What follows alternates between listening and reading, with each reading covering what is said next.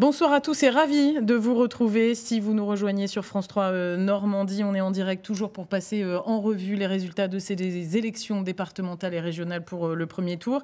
D'ici quelques instants, ils nous ont déjà rejoints pour certains d'entre les principales têtes de liste de ce premier tour aux élections régionales. Mais avant de les retrouver, on va refaire un petit peu le film de la soirée ensemble, Franck, avec quelques images, quelques points forts qui ont marqué ce premier tour. Bon, l'image de la soirée, c'est le président sortant, Hervé Morin, tout à l'heure, dans son QG de Buzzville, entouré de ses supporters ou de ses équipes de campagne, plus exactement. Hervé Morin, vous voyez, parfaitement décontracté après ces résultats. On n'a pas les résultats définitifs, on attend les remontées des préfectures, ça risque de prendre encore un petit peu de temps. Ouais, mais ce que l'on peut vous dire depuis quelques heures, presque maintenant, depuis 20 heures, c'est que Nicolas B, donc, qui est sur notre plateau, serait en deuxième position, qu'Hervé Morin, je le disais, arrivera en tête avec 35%, suivi en troisième position de Mélanie Boulanger, 18%, et Laurent Bonnater avec un peu plus de 11%. 3 des finalistes pour ce deuxième tour sont arrivés. On n'attend plus que Hervé Morin sur ce plateau. Bonsoir à tous les trois. Avant de commencer à débriefer ce soir de premier tour, on va retourner peut-être voir Amandine et Simon qui ont d'autres résultats, peut-être pour la Seine-Maritime, l'heure qu'on n'a pas encore beaucoup vue. Est-ce que vous pouvez nous en dire un peu plus ? Oui, tout à fait, Émilie. On va enfin pouvoir vous donner les premiers résultats dont nous disposons effectivement pour la Seine-Maritime. Alors, à Notre-Dame-de-Bondeville, un vaste canton, les sortants Guillaume Coutet, Agnès Largilet, les socialistes sont en ballottage face au duo RN Julie Broé, Christopher Jeunet. Nous avons également les résultats de Canteleu, toujours en Seine-Maritime, même scénario.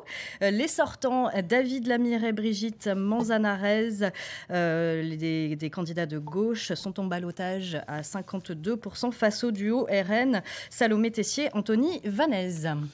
Toujours en Seine-Maritime, Alain Basseville à Fécamp avec Dominique Tessier, sortant, divers droites sont en ballottage, 42,72% face à un autre binôme, car les deux autres binômes du Rassemblement national et la France insoumise sont battus.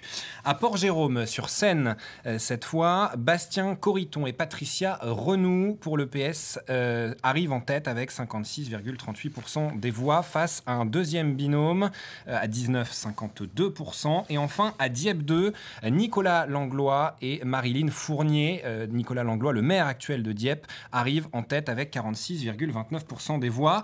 Une petite précision tout de même, si nous ne vous avons pas donné de résultats pour l'heure, jusqu'alors, c'est que nous ne les avons pas, car le dépouillement est encore en cours, mais dès qu'on a quelque chose, on vous fait signe. Et puis sinon, je vous rappelle qu'il y a notre petit QR code que vous pouvez flasher, justement, qui vous renvoie sur notre site internet pour avoir tous les résultats. Au niveau des régionales, juste un petit mot. On en est, par exemple, dans le Calvados, à 95% de bulletins de dépouillement terminés. On y est presque, on y est presque. On va pouvoir vous en parler bientôt. On y croit, Amandine, avec vous. On va peut-être commencer à recueillir vos réactions à tous les trois, en attendant que le président sortant de la région Normandie nous rejoigne également. Peut-être vous, Nicolas B, tout d'abord. Vous étiez à touche-touche dans les derniers sondages avec Hervé Morin. Là, l'abstention, le taux de participation a redistribué complètement les cartes. Comment vous allez faire ? Comment vous envisagez ce second tour ? D'abord, c'est le premier enseignement. C'est l'effondrement total de la participation. Et je crois qu'avant d'évoquer les résultats des uns et des autres, etc., je crois qu'il faut s'arrêter quelques instants sur cet aspect. C'est très grave. C'est une marque de défiance extrêmement profonde à l'égard du système politique, de remise en cause du fonctionnement institutionnel actuel en France. Et évidemment, on ne peut pas s'en satisfaire.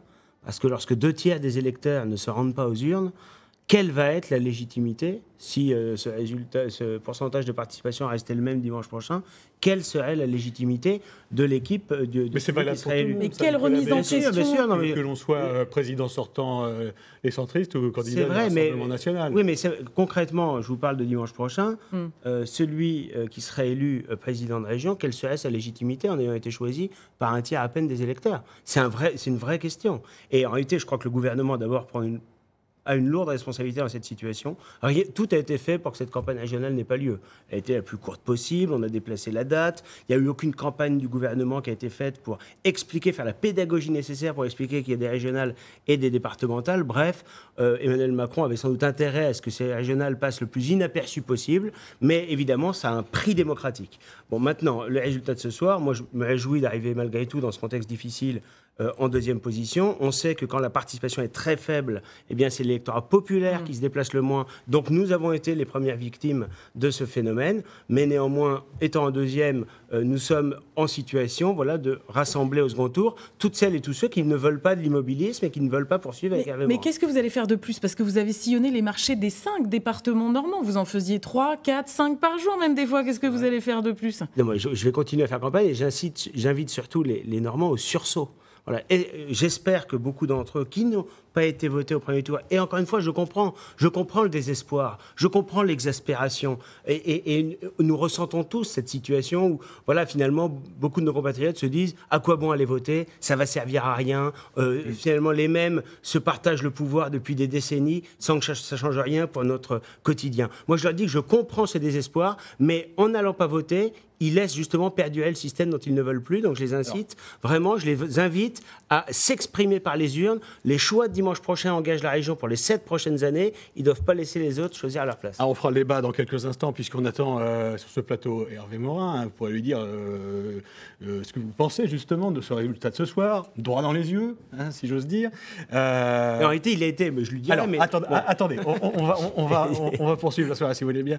Et on a des résultats, puisque pour l'instant, on s'appuie encore une fois sur une étude Ipsos pour France 3, mais qu'on attend les résultats officiels des préfectures. Et apparemment, ça commence à arriver.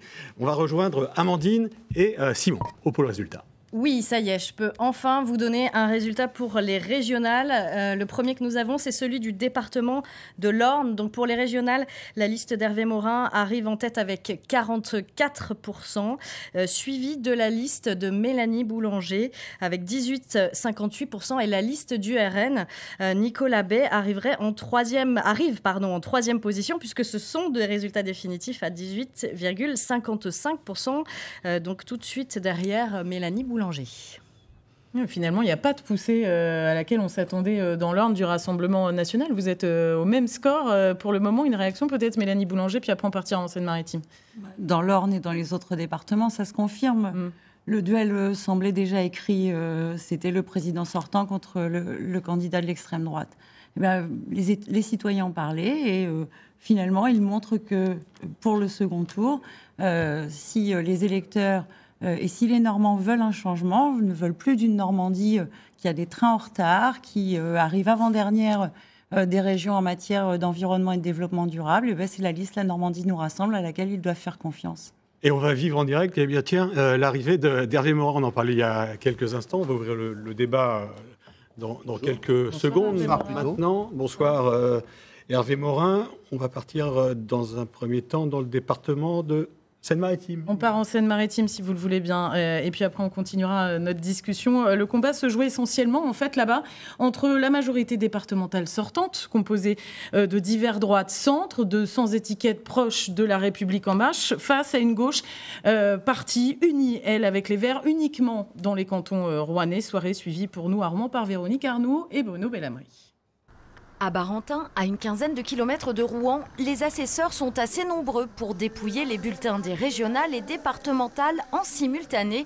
Un gain de temps pour une bonne nouvelle pour l'élu local. 9, Bouillon Christophe et Canu Pierrette, 139. Les votes sont largement favorables au binôme socialiste élu en 2015, Christophe Bouillon et Pierrette Canu, une prime aux sortants de gauche qui se dessine dans les autres cantons de Seine-Maritime, un département que ce parti de gauche espère bien reconquérir. Pour faire basculer la majorité, il faut gagner d'autres cantons. Et on s'aperçoit finalement que là où en 2015 la gauche était divisée, elle ne l'est plus aujourd'hui. Et ça peut jouer favorablement au changement de majorité en Seine-Maritime.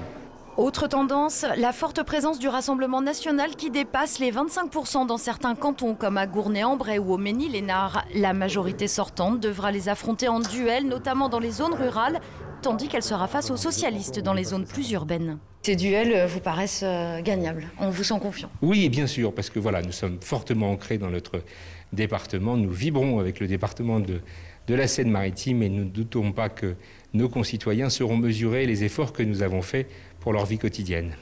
Les deux prétendants au siège de président du département de Seine-Maritime ont en commun ce soir de vouloir mobiliser les électeurs pour limiter l'abstention dimanche prochain.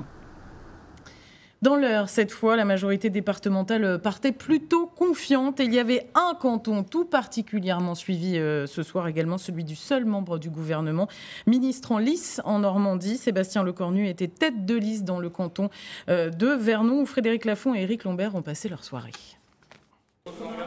Soirée très calme à Vernon, le canton du ministre Sébastien Lecornu. Le binôme qu'il forme avec Catherine Delalande est arrivé très largement en tête. Sur les 21 bureaux de vote, le duo a recueilli des scores entre 45 et 65% des suffrages exprimés. Derrière, le Rassemblement national et le binôme de gauche sont au coude à coude. L'un et l'autre espèrent être au second tour. Je pense aussi que la très très forte abstention favorise les sortants. Il y a quelque chose de rassurant. Il y a une mobilisation sur les fiefs où les choses sont opportunément redistribuées pour mobiliser un électorat noyau dur. Et puis les gens sont désintéressés de cette élection qui pensaient jouer d'avance. Et évidemment, ça joue la prime aux sortants. Et d'ailleurs, ce n'est pas propre à ici. C'est ce qu'on voit dans d'autres régions tenues par la droite. Comme partout en France, l'abstention a été ici extrêmement forte et d'environ 65%. Voilà pour ce sujet. On va partir dans le département de l'Orne, où vous le savez, on surveillait la poussée du Rassemblement national. Allait-il pouvoir récupérer un siège, son premier siège d'ailleurs dans un des 5 conseils départementaux? Eh bien, ça va être apparemment très difficile. Voyez ce sujet de Damien Mignot. À très vite pour les dossiers alors. Sous les applaudissements, Elisabeth Jossé et Laurent Marting, les deux conseillers départementaux sortants de centre droit, sont réélus avec un score sans appel de 70% des voix. Évidemment, c'est une satisfaction pour nous et c'est une reconnaissance du travail accompli sur le canton depuis 6 ans maintenant. Donc oui, forcément, la crainte où tout le monde avait annoncé une grande montée du Rassemblement national, etc., on a su les cantonner dans leur position dure à 30%. Le Rassemblement national fondait beaucoup d'espoir dans le canton de Ray après ses très bons scores lors des élections cantonales de 2015. Mais avec seulement 30% des voix, c'est un dur retour à la réalité. Les candidats avancent l'argument du contexte sanitaire. Je pense que par rapport au Covid, je pense que la campagne, du fait que moi je n'étais pas connue, justement, je n'ai pas pu me faire connaître davantage par rapport à une campagne quand même assez stricte, justement, pour pouvoir aller vers les gens suffisamment. Je pense aussi que ça a déjoué aussi ça. Oui, ça n'a pas joué en notre faveur. Lors de ce premier tour, le recul du Rassemblement national s'observe sur l'ensemble du département de l'Orne. Voilà, un reportage de Damien Mignot et Guillaume Le Gouic dans le département de l'Orne. Dans le Calvados, c'est peut-être là qu'il y aura le plus grand nombre de nouveaux élus. On en a fait beaucoup de figures qui ne se représentent pas. Est-ce que ça pourrait être suffisant pour faire basculer la majorité? Ça paraît mission impossible. Écoutez, Jean-Léonce Dupont, le président sortant, les centristes. L'abstention est évidemment très, très importante. Je crois qu'on cumule en réalité un certain nombre d'événements. Bien sûr, même si aujourd'hui on pense qu'elle est très avancée, mais la phase Covid. Bien sûr, l'organisation qui a été repoussée dans le temps et qui fait qu'en termes d'organisation, ça n'a pas été tout à fait simple. Je crois qu'on n'a jamais vécu une campagne électorale de ce type. Et puis une baisse tendancielle du taux de participation qui, évidemment, je crois, interroge tous les démocrates de notre République. Votre réaction par rapport à vos scores sur le canton de Bayeux, même si, encore une fois, ce sont des scores provisoires, mais vous êtes en tête. Oui. Ça vous inspire quoi? D'abord, ça me touche, véritablement, de cette fidélité, de cette reconnaissance et du fait, je crois, que notre binôme avec Mélanie Lepoultier a vraiment été perçu comme des candidats du terrain, suivant les dossiers des personnes, des collectivités locales, voulant vraiment travailler avec tout un chacun et ayant un relationnel très direct avec les uns et les autres. Donc je vous le dis, c'est très touchant. Voilà, on va dans l'Orne à présent pour ce dernier tour des départements avec un homme heureux et pour cause, c'est Christophe de Ballor, le président Les Républicains sortant. Il est réélu au premier tour sur le canton des Cours. Tout seul. On l'écoute, il était tout seul. C'est un bon premier tour pour la majorité départementale de l'Orne. Nous aurons dans une semaine, dans 3 cantons, des duels assez serrés donc, avec les minorités, des duels que nous devons gagner, puisque voilà, le score du premier tour est très encourageant. Dans 5 cantons, nous avons d'ores et déjà gagné donc, ces élections, les binômes sont élus. Et dans 7 autres cantons, eh bien, les candidats de la majorité départementale ont fait plus de 50%. Voilà, ils ne sont pas élus parce que la deuxième condition n'est pas réunie, ils ne font pas 25% des inscrits. Mais voilà, on peut légitimement penser que dans ces 7 cantons, la majorité départementale gagnera également. Je crois que c'est le travail de terrain que la majorité départementale a fait pendant ce mandat, qui a payé, un travail de proximité, donc en relation donc, avec la population, les attentes également de la population. Je crois que le conseil départemental a essayé et il a proposé donc, des éléments de réponse à ces préoccupations. Je crois que ça a payé quelque part et je m'en réjouis. Voilà, Christophe de Ballor réélu, mais effectivement, Hervé Morin, vous disiez, il est tout seul, donc c'est normal qu'il gagne. C'était pas votre cas, vous étiez 7 au premier tour de ces régionales. On attend les résultats définitifs, mais on voit effectivement que vous possédez une confortable avance sur vos rivaux, sur vos concurrents. 35%, plus de 35%. Est-ce que c'est une surprise, ce score, par rapport à vos concurrents ? Écoutez, oui, c'est une surprise parce qu'on avait des enquêtes d'opinion il y a quelques jours qui nous mettaient quasiment à jeu égal avec le Front National et que, bien entendu, on finit par s'interroger. On se dit, il n'y a pas de projet, il n'y a pas de programme au Front National, on attise les peurs, les haines, on cumule les contre-vérités à longueur de journée et au bout du compte... les Normands risquent de passer à travers une élection en pensant que c'est le premier tour de l'élection présidentielle, parce qu'on voyait bien que leur sujet, c'était, grosso modo, il faut que je me prépare à la présidentielle de demain. Bon, et donc, bien entendu, quand au bout du compte, on se souvient qu'on avait 300 voix d'écart en 2015 entre le Front National et nous au soir du premier tour. 2300.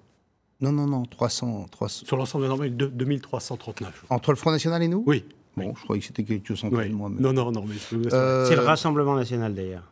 Et donc voilà, bon, ce qu'on peut quand même regretter, je voudrais le dire, parce que c'est quand même un pur scandale, c'est comment l'État et le ministère de l'Intérieur ont organisé cette élection. Vous êtes tous d'accord pour le dire, ça ? Non, mais attendez, c'est quand même un truc de dingue, quoi. Combien de...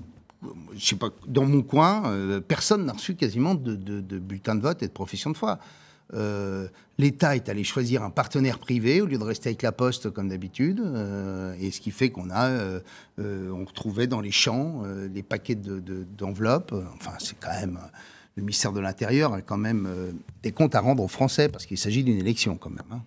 Comment vous allez faire avec l'abstention, pardon Franck ? Comment vous allez faire avec l'abstention pour mobiliser là pendant ce second tour, au-delà de cette histoire de bulletin, au-delà de... Non, mais je le dis parce que c'est quand même la première fois dans l'histoire de la République qu'on assiste. Vous êtes nombreux à le dire ce soir et vous n'êtes pas le seul. D'accord, mais j'ai envie de le dire aussi parce que je trouve ça quand même très choquant, quoi. Enfin voilà. Je veux dire, on peut quand même demander à l'État d'être en capacité tout de même de faire en sorte que nos compatriotes puissent avoir un document électoral dans les mains. D'ailleurs, on n'est pas à l'abri de recours, on ne sait jamais. Moi, je voulais savoir un petit peu comment vous l'envisagiez, cet entre-deux tours. Comment vous envisagez ce second tour pour aller mobiliser, pour aller les chercher, ces électeurs ?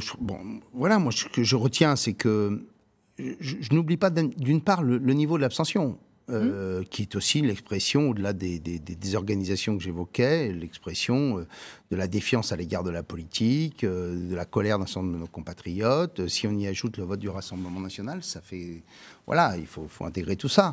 Après, il y a bien entendu, pour nous, de continuer à rappeler à nos compatriotes qu'on a fait le boulot, que pendant ces 6 années, on a tenu nos engagements, qu'il y a beaucoup de projets qui sont en cours, qu'il faut les continuer, qu'il faut les prolonger. Voilà, moi, au moins, nos compatriotes ont pu constater que durant ces 6 années, on avait traité de la même façon les collectivités, quelle que soit leur couleur politique. On avait porté tous les projets, sans exclusive. Moi, j'ai vécu dans une région Haute-Normandie où, du temps de M. Alain Leverne, on était tricard quand on avait le malheur d'être un de ses opposants politiques. Bon, on a fait exactement le contraire. on a porté de la gauche à la droite, au centre, République En Marche, tout le monde a pu bénéficier du même soutien de la région. Ça nous a donné d'ailleurs une implantation territoriale importante. Vous savez, quand 612 maires décident de participer à un comité de soutien, en Normandie, c'est pas facile de faire venir un maire rural dans un comité de soutien. C'était aussi la preuve de la reconnaissance de notre boulot. Hervé Morin, vous serez qualifié face à 3 autres candidats qui sont présents sur ce plateau. J'ai cru comprendre. Simplement une question, avec 15 points d'avance sur celui qui était désigné comme votre principal concurrent, Nicolas Bay, est-ce que, je vous avais posé la question il y a quelques jours, lors de ce débat au Grenier-à-Sel, est-ce qu'aujourd'hui, plus que jamais, les jeux sont faits ? Celui qui dirait ça serait un imbécile. Voilà. Vous avez 17 points 15 points d'avance sur Nicolas Bay, 17 points sur Mélanie Boulanger. L'élection, c'est l'avantage de Mécheux-Gris, si je puis dire, c'est que ça nous donne de l'humilité et qu'on a tous connu des moments où les choses ne se sont pas écrites exactement comme on le pensait. Donc, clairement, le Rassemblement national pérorait avant le premier tour en disant que ça allait gagner je ne sais combien de régions. On voit le résultat au soir du premier tour. Moi, je continue avec humilité à tracer ma route, à dire aux Normands que j'ai un projet pour la région. Je ne veux plus faire de politique nationale, moi. C'est ça l'avantage, c'est que je ne suis plus... Même si ça fait partie des préoccupations des Normands. Non, mais je veux dire par là, c'est que moi, je ne suis pas en train de me positionner pour 2022 et je ne sais quoi. Je veux continuer à porter la politique de la région. Donc, je veux dire aux Normands, je le ferai encore avec passion, comme je l'ai fait avec passion pendant 6 ans. Que la Normandie. Moi, j'avais une question à poser à Mélanie Boulanger. Mélanie Boulanger qui fait, selon nos estimations, aujourd'hui toujours, parce qu'on n'a toujours pas de résultats globaux sur toute la Normandie, 18,3% des estimations de vote aujourd'hui en Normandie. Qu'est-ce qui va se passer pour le second tour, Mélanie Boulanger ? Est-ce qu'il y aurait d'ores et déjà des discussions d'organiser avec Sébastien Jumel ? Déjà, tout à l'heure, par réaction interposée, on semblait le comprendre. Est-ce que, je ne sais pas, moi, dès demain, dès ce soir, il se passera quelque chose. Dès ce soir, apparemment, selon les informations. Ce sont des choses qui se règlent assez vite. Donc, c'est dès ce soir, il faut qu'on discute. Moi, le rassemblement, je le souhaitais depuis le début de cette campagne. Les citoyens ont parlé. Ils nous ont mis honnêtement en tête. Et donc, on tend la main. Et le rassemblement doit inspirer une dynamique. On le voit sur les autres résultats en France. Il y a une prime au sortant, c'est clair. Et puis aussi une prime au rassemblement. Là où la gauche est rassemblée, elle va mieux que là où elle ne l'est pas. Donc c'est un encouragement pour la semaine prochaine. Sur quoi vous allez discuter ? Sur quoi vous n'allez pas être d'accord, plus exactement ? Attendez, on n'a pas commencé à discuter, donc on va peut-être être d'accord assez vite. Qu'est-ce qui vous séparait au premier tour, qui va vous rassembler au second ? C'était surtout une question de positionnement. Sébastien Jumel considérait que... qu'il était plus connu, que je l'étais moins. Il avait raison de le considérer. Mais moi, j'ai fait une campagne à mon image, où on va voir les gens, où on discute, où on apprend, où on s'instruit et où on progresse. Je n'ai pas fait de grands meetings, je n'ai pas fait d'éclats, mais c'est comme ça que je fais de la politique. Et c'est comme ça que j'ai envie de continuer à en faire. Laurent Bonneter, vous étiez soutenu par la majorité présidentielle, soutenu par LREM. Vous êtes qualifié, vous passez juste la barre, juste 11,8. Il faut 10%. Vous allez vous retrouver tous les 4 la semaine prochaine pour ce second tour. C'est quoi votre objectif, justement, pour dimanche prochain ? C'est votre première campagne régionale, rappelons-le. Oui, absolument. Avant de parler objectif, il faut reprendre le constat. Moi, je ne suis jamais satisfait, je ne suis jamais heureux, je ne suis jamais avec le sourire quand les Normands et les Normandes, les Français ne vont pas s'exprimer. On est des élus locaux, on aime la vie publique. La vie publique, c'est d'entendre nos concitoyens nous parler. Ils ne nous ont pas beaucoup parlé aujourd'hui, nos concitoyens. On en a vu très peu dans les bureaux de vote. Il y a 67% d'abstention, c'est énorme. Donc je ne crois pas qu'il y ait motif ce soir à se réjouir. On constate un état des forces très partiel. Et donc du coup, c'est une nouvelle campagne qui s'annonce. En 2015, il y a eu 10 points de plus de participation entre le premier et le deuxième tour, qui nous dit que le dimanche prochain, nos concitoyens ne viendront pas plus massivement. Moi, je le souhaite, je les appelle à venir et qu'ils s'expriment vraiment nombreux. Là, on est sur un résultat extrêmement partiel. Et votre sentiment, simplement, est-ce que c'est un bon résultat, 11,6, ou c'est un mauvais résultat pour vous? Écoutez, on n'existait pas en 2015, on était à 0, donc la progression est immense. Si vous partez de ça, si vous regardez la carte de France, on fait partie des meilleurs résultats de France. Il y a malheureusement beaucoup de nos amis soutenus par la majorité présidentielle qui ne peuvent pas se maintenir. Ce soir, nous pouvons nous maintenir, donc on est satisfait de ça. Mais moi, quand je me présente à une élection, c'est pour la gagner, c'est pas pour témoigner. Donc là, je ferai un second tour pour aller vers la victoire. Et en fonction du résultat, quelle place vous occuperiez, par exemple, au sein d'un conseil régional?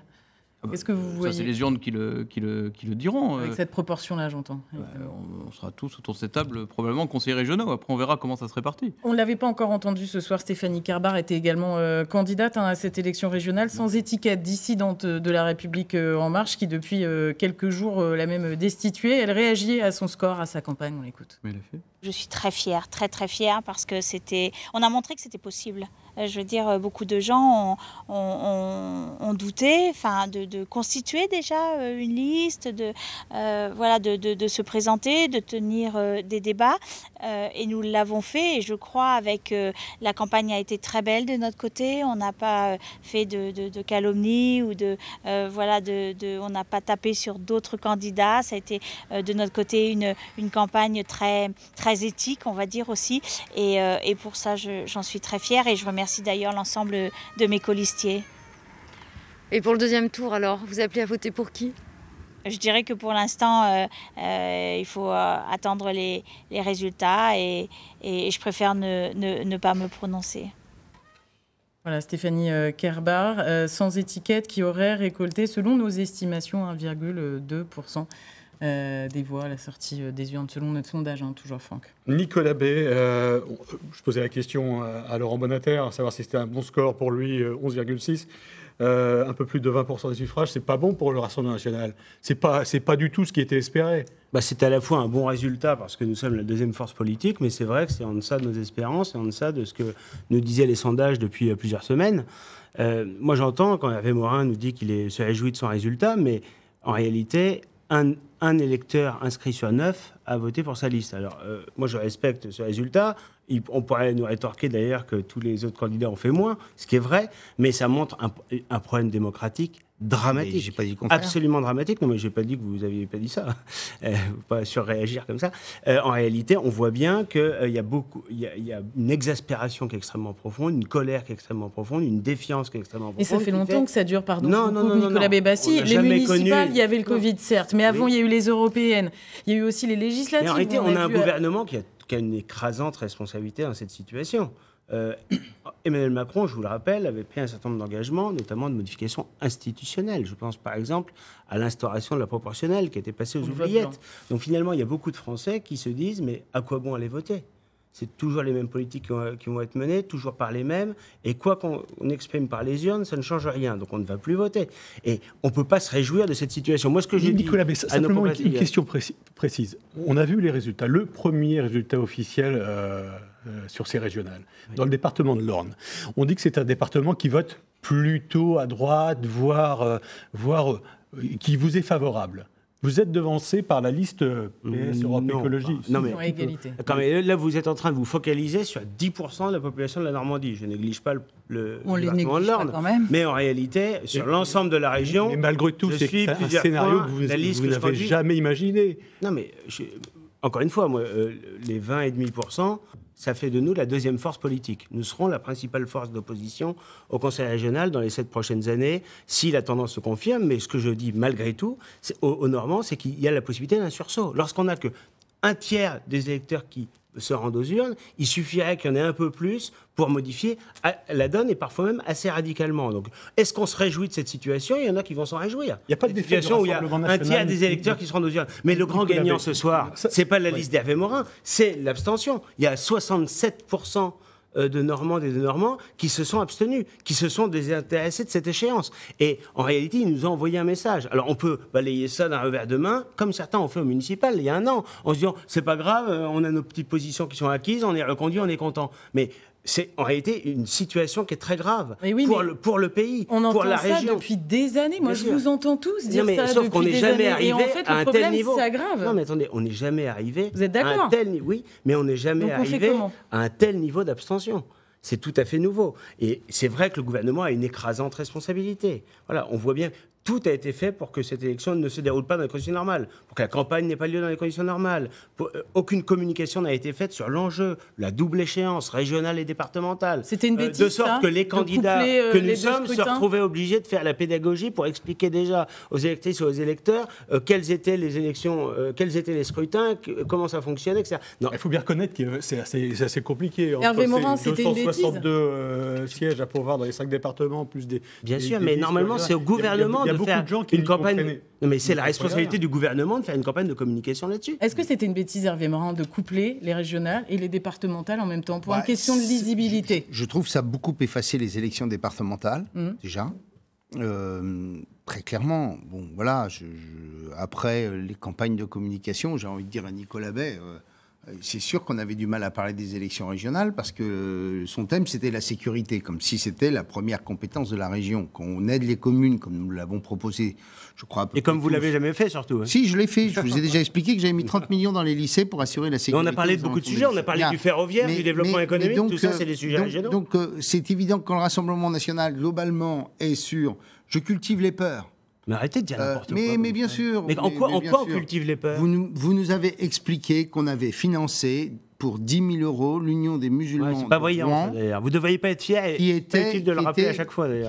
Oui, non, mais c'est pas brillant de votre part. Et là, alors que la réalité, c'est que nous avons accordé 1 000 euros à cette association en 2016 pour organiser un colloque sur la démocratie et la citoyenneté avec des associations. Et avec est-ce que c'est une organisation de l'UEF, une association djihadiste pour laquelle la région leur accorde 10 000 euros. Mais c'est évidemment vrai. Vous voyez, c'est évidemment vrai. Alors on comprend qu'après on a du mal à parler des régionales. Non seulement c'est vrai, mais c'est aisément vérifiable. Monsieur Bonater, sur l'organisation de ces élections, on les entend tous, on vous entend tous dire qu'il y a eu de gros soucis sur l'organisation de cette élection. Qu'est-ce que vous en pensez, vous? Alors, j'en pense d'abord qu'on est... Vous qui êtes maire, d'ailleurs. Oui, je suis maire. Donc, vous êtes bien placé pour savoir comment ça s'est passé. Vous aviez fait aux élections municipales, il y avait combien de participants? 32%. Bon. En plein Covid.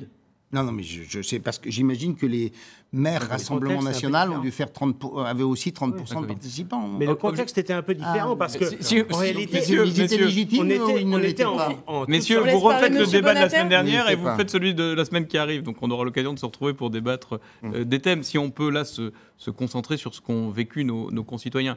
Ils ont vécu à la fois une crise démocratique ancienne, qui ne remonte pas à hier, avec un éloignement de nos concitoyens de la participation citoyenne, qui est de plus en plus forte, mais ils ont aussi vécu une sortie de Covid, où objectivement, une partie de nos concitoyens avaient plein de problèmes personnels à régler, de travail, de situation personnelle, etc.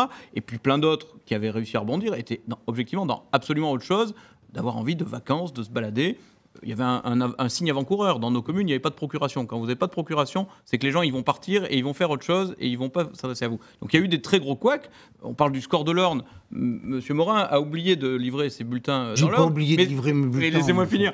Et du coup, mais je vais dire un truc à votre avantage. Est-ce qu'on a le droit de dire la vérité? Je vais vous dire un truc à votre avantage. Mais c'est pas grave, Hervé Morin. Non, mais j'ai pas oublié. C'est l'imprimeur qui n'a pas livré. Et du coup, ça a été tout à votre bénéfice. Ça a été tout à votre bénéfice parce que vous avez fait une livraison spéciale et donc dans l'Orne, mes documents ne sont quasiment pas arrivés alors que les vôtres, dans votre livraison spéciale, sont arrivés. Il y a eu des couacs énormes. On va vous mettre d'accord, on va partir dans le Calvados. Il y a eu des couacs énormes. Et nos concitoyens n'ont pas pu se prononcer en connaissance de cause et ça leur a donné encore moins envie de voter. On va partir dans l'heure parce que je crois que le ministre des Outre-mer, Sébastien Lecornu, est candidat dans le canton justement de Vernon, est aux côtés de Frédéric Nicolas. On l'a attendu une partie de la soirée. Frédéric, vous êtes avec nous, vous nous entendez? Oui, je vous entends très bien. Voilà, aux côtés de Sébastien Lecornu. On vous écoute. Auprès de nous. Bonsoir, monsieur Lecornu. Bonsoir.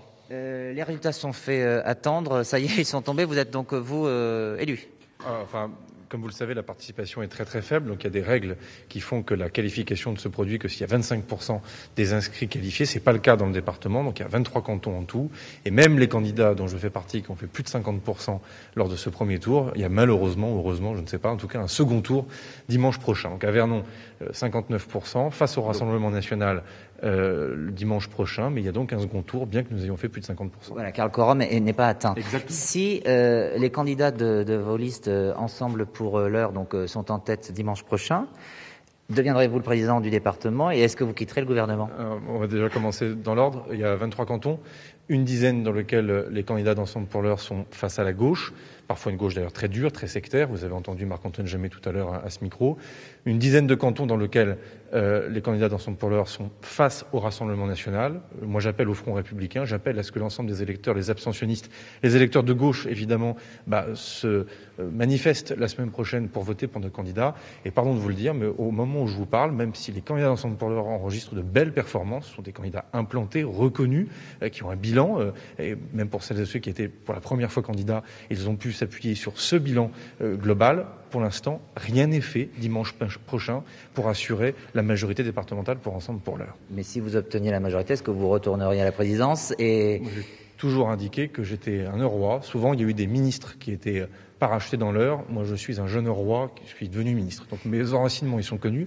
Mais c'est pas le sujet. Je vous ai pas fait attendre aussi longtemps ce soir pour vous parler de moi.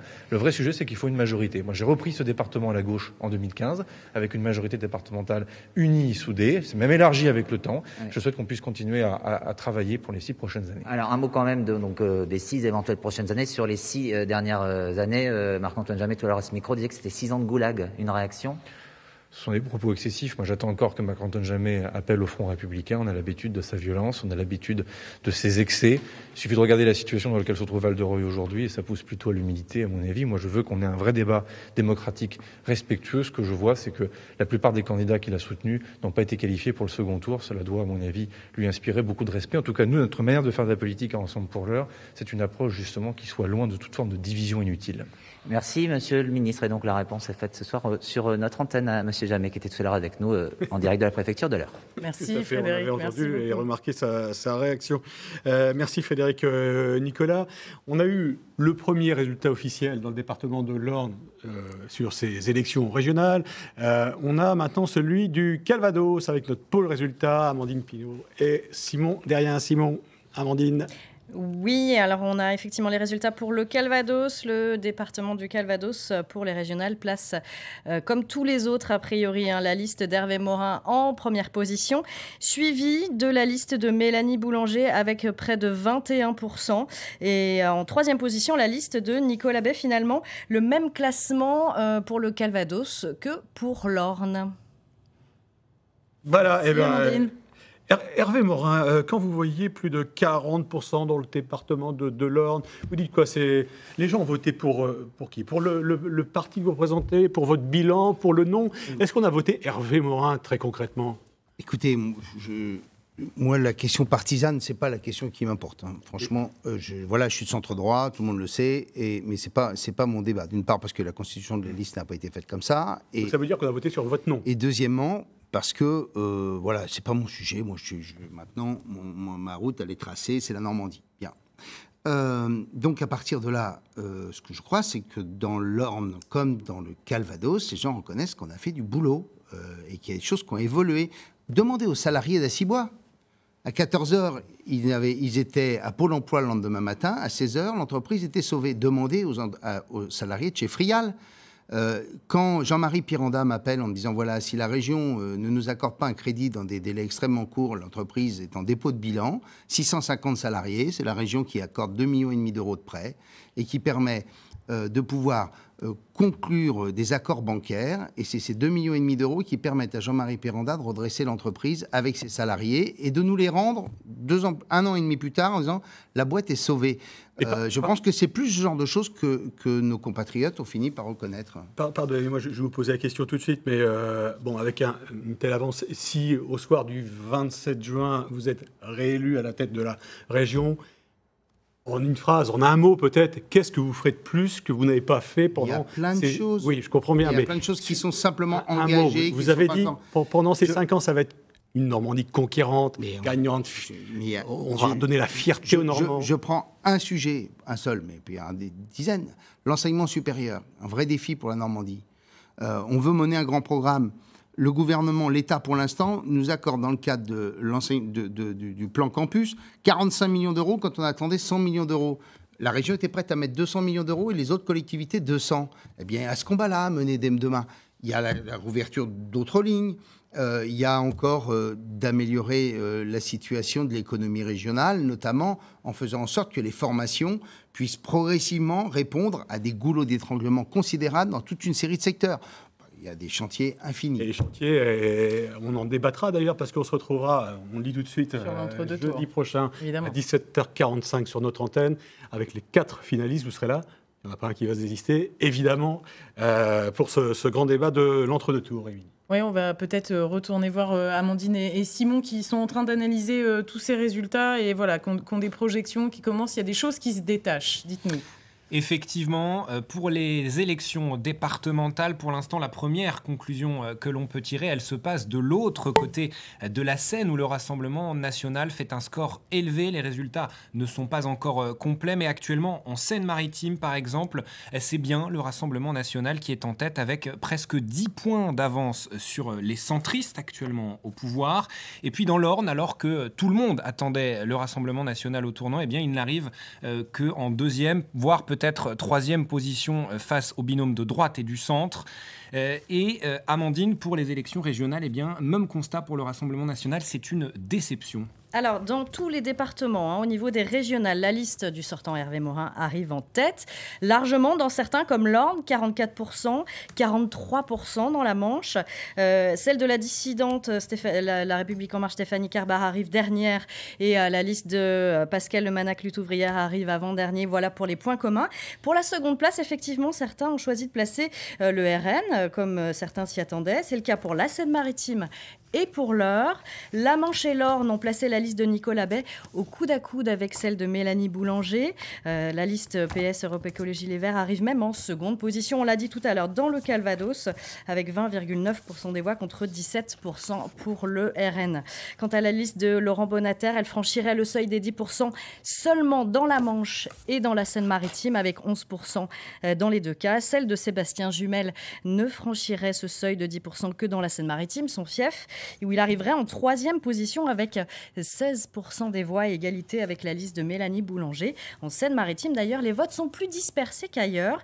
5 candidats franchiraient ce seuil des 5%, avec dans l'ordre, en Seine-Maritime seulement, Hervé Morin, Nicolas Bay, Sébastien Jumel, Mélanie Boulanger et Laurent Bonnater. Voilà.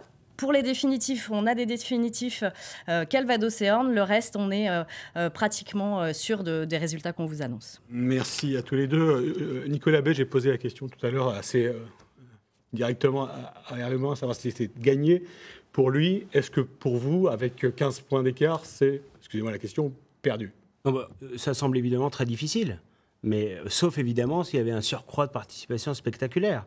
Voilà, moi je ne pense pas que ce surcroît de participation, même s'il serait sain sur le plan démocratique, je pense qu'il est assez improbable. Mais j'appelle à un sursaut. Je pense qu'un surcroît significatif de participation serait de nature à modifier un peu les équilibres, à rééquilibrer pour être un peu plus conforme à la réalité de ce que pensent les Normands, parce que finalement c'est ça le sujet qui est derrière, et pour avoir au moins un paysage politique régional dans lequel, pendant 7 ans, nos compatriotes pourront se reconnaître. Parce que c'est ça l'enjeu. Quand on parle au niveau national de l'Assemblée qui ne représente pas les Français et qui suscite la défiance, eh bien, on risque d'avoir, avec une aussi faible participation, exactement le même phénomène au niveau régional. Et qu'est-ce que vous allez dire aux Normands, justement, pour faire votre retard? Là, en un mot, on parlait de conquérants. En un mot, ne laissez pas les autres choisir à votre place. Allez voter, ça engage la région pour 7 ans. Et même dans l'hypothèse où Hervé Morin serait réélu dimanche prochain, au moins qu'il y ait une opposition la plus consistante, la plus combative possible sur tous les grands sujets régionaux, sur le ferroviaire, sur le développement économique, qu'il y ait des vrais échanges démocratiques, des joutes, parfois vives, ce qui n'empêche pas d'ailleurs d'avoir aussi des convergences, parce qu'on l'oublie un peu parfois dans les campagnes électorales, mais sur un certain nombre de sujets, on peut avoir aussi des convergences, et tant mieux, mais qu'au moins il y ait un fonctionnement démocratique qui ait une légitimité. Le risque principal qui nous attend tous dimanche prochain, y compris Hervé Morin, eh bien, c'est de se retrouver avec une très faible légitimité. Mélanie Boulanger. Et ça, on ne peut pas s'en satisfaire. Vous pensez la même chose de cette légitimité, du problème de cette légitimité?